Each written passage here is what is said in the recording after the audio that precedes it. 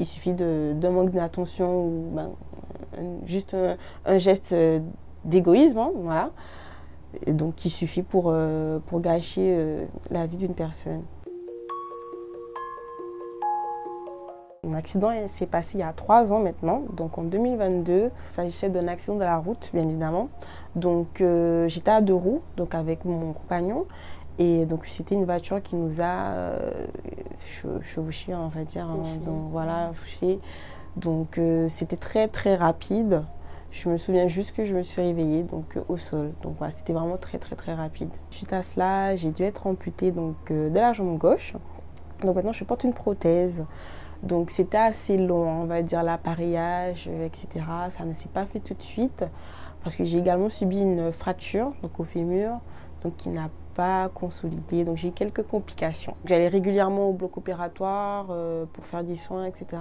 Et c'est vraiment au bout d'une semaine qu'ils m'ont expliqué que c'était, malgré du coup leur effort, qu'il y avait des risques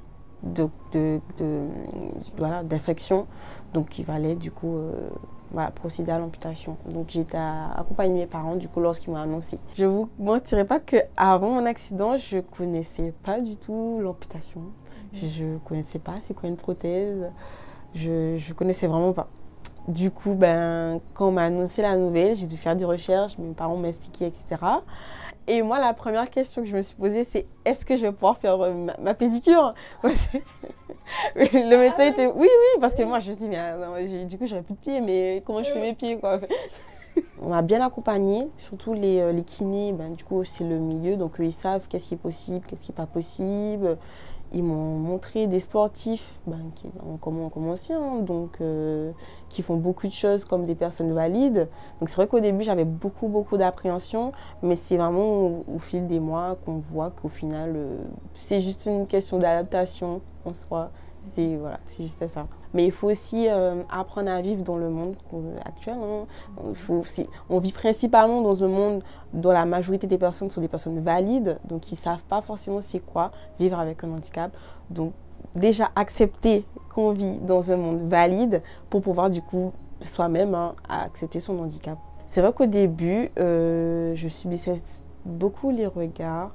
Mais en soi, je ne sais pas comment s'est fait la transition, mais maintenant je ne vois même plus.